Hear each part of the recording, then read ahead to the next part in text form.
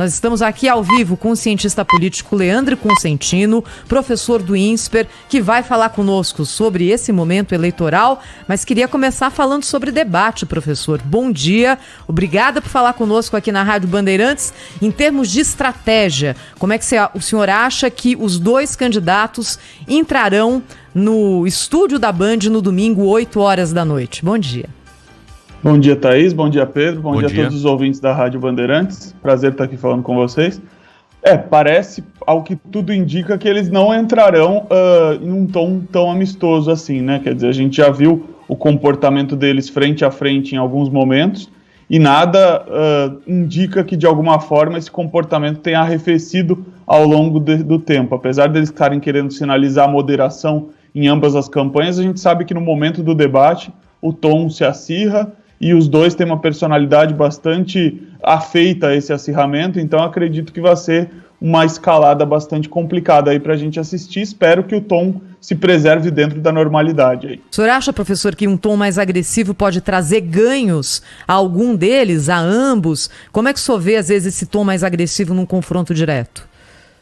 Eu acredito que não traz ganhos ao eleitorado, sobretudo, porque a gente espera um debate propositivo, mas eles encaixam ali ataques importantes para que eles usem isso também durante a campanha política, né? Então hoje a gente vive um momento de espetacularização da política, no sentido de que em determinados momentos vale mais o momento, o frame ali que você registre, que você compartilha nas redes sociais, do que propriamente uma proposição mais bem acurada, mais bem discutida. Então, algumas estocadas, vamos chamar assim, eles vão certamente dar um no outro, mas eles vão tentar moderar alguma coisa para sair como não fui eu que ataquei, eu apenas revidei. Então, vamos ver quem vai ser o primeiro a formular um ataque aí, mas eu acho que, de parte a parte, eu não espero que se mantenha um tom ameno o tempo todo, pelo que a gente já registrou do histórico anterior aí.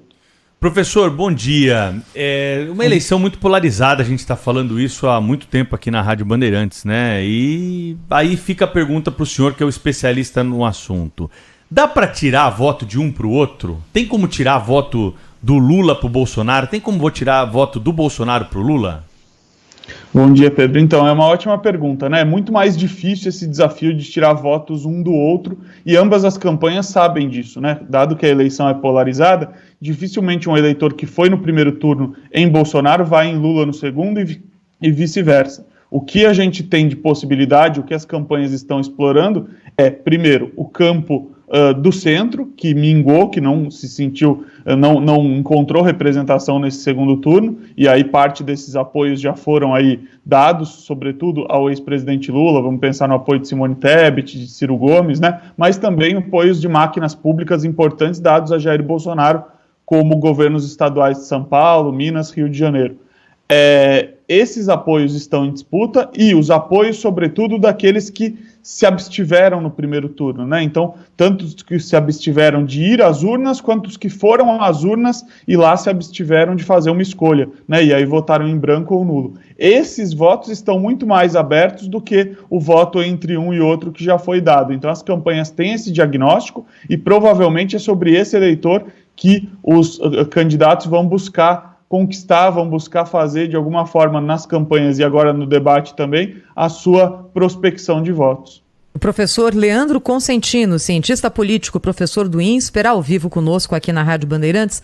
Professor, hoje um pouquinho mais cedo no jornal eu trouxe aqui alguns recortes da votação de Lula no Nordeste e de Bolsonaro no Centro-Oeste. Tem cidade do Nordeste em que Lula teve 90% dos votos. Tem cidade no Centro-Oeste em que Bolsonaro teve 80% dos votos. São votações incríveis para ambos em regiões do país muito distintas. Por quê? Bolsonaro não consegue entrar no Nordeste, porque Lula não consegue entrar no Centro-Oeste, na opinião do senhor?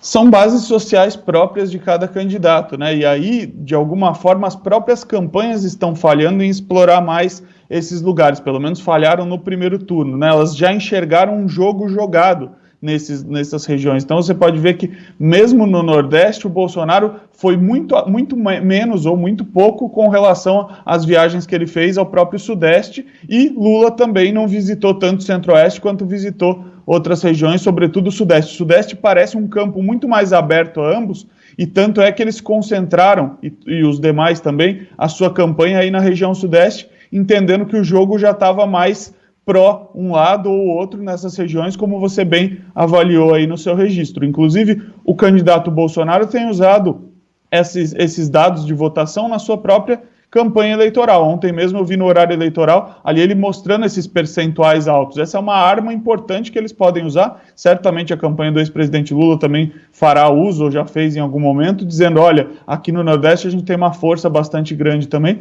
e a grande batalha vem sendo travada, sobretudo no Sudeste. Não à toa, esses apoios todos foram prospectados pela região Sudeste, que contempla aí mais de 40% do país, e aí tem uma importância estratégica também pelo próprio eixo aí que a gente se encontra.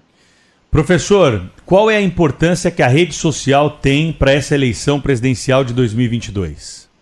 Pedro, acho que ela é fundamental, né? Na verdade, quando a gente identificou essa importância crescente, a gente já viu ela muito forte em 2018, e aí ela tem uma importância tanto, vamos dizer assim, um registro tanto positivo quanto negativo, né? O registro positivo é permitir que, de alguma forma, o eleitor consiga verificar tudo em tempo real, as campanhas se tornam mais dinâmicas, as coisas vão mais rápido na rede social, sem dúvida nenhuma. Por outro lado, é exatamente esse caráter de maior velocidade que acaba bagunçando um pouco o coreto, no sentido de que não há uma mediação de órgãos sérios de imprensa, como são vocês, que permitem que a gente verifique de forma mais calma, de forma mais detida, aquilo que está sendo veiculado. E aí a importância do lado negativo vem na divulgação profícua das fake news. A gente verificou essa questão em 2018, a Justiça Eleitoral prometeu um combate forte disso para os 4 anos seguintes, e nós estamos verificando que ela cumpriu, vamos dizer, metade da promessa, né? Ela está, de fato, em cima, a gente tem coibido algumas coisas, algumas práticas foram proibidas, mas boa parte vamos dizer assim, desse antro aí das fake news, dessa questão muito forte aí, sobretudo dentro das redes e de redes que nós não acessamos, porque há redes que são mais públicas, Facebook, Twitter, Instagram, nós conseguimos ver essas páginas. Agora, o WhatsApp, o Telegram são privados de cada um. Então, esse tipo de ação é muito difícil a Justiça Eleitoral conseguir coibir, e a gente vê que isso ainda tem se marcado, ou tem marcado fortemente o processo eleitoral no Brasil, sem ainda uma solução à vista. Professor Leandro, para a gente terminar, já que o senhor falou de justiça eleitoral, como é que o senhor está vendo o papel e a atuação do TSE durante esse processo, hein? O papel do TSE, eu acredito que tenha estado, enfim, normalizado de acordo com os próprios pleitos anteriores que a gente já assistiu. A Justiça Eleitoral tem agido de uma maneira correta, ela buscou dirimir determinadas dúvidas que se colocaram sobre o sistema eleitoral de votação, sobre as urnas eletrônicas. Agora, há uma grande preocupação minha e de outros colegas nossos do que como será respeitado o papel dessa Justiça Eleitoral depois que o segundo turno for concluído. Nós não podemos admitir, sob hipótese alguma no Brasil, um terceiro turno, né? Nós podemos admitir que as pessoas, enfim, contestem dentro da legalidade e, enfim, questionem. Isso tudo é próprio da democracia. O que não é próprio da democracia dentro dos limites da Constituição é que você rasgue as regras depois que você eventualmente perdeu uma eleição. Então a gente tem que tomar muito cuidado com essa postura de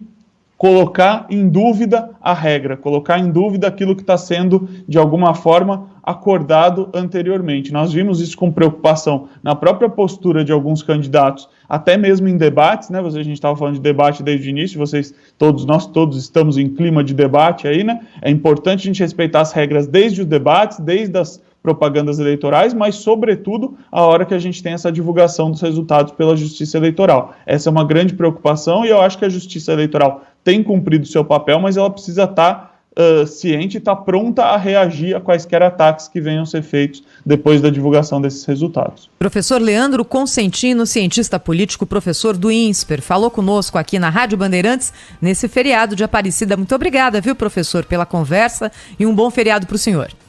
Eu que agradeço, Thaís, Pedro, um grande abraço, um bom feriado a vocês e a todos os ouvintes da Rádio Bandeirantes.